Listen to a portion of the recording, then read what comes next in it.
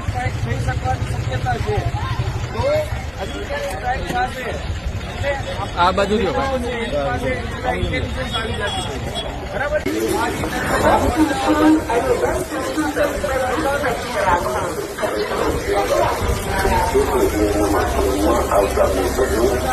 ધ્યાનમાં આવે છે કે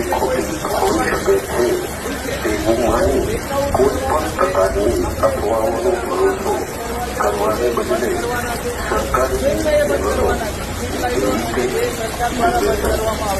અને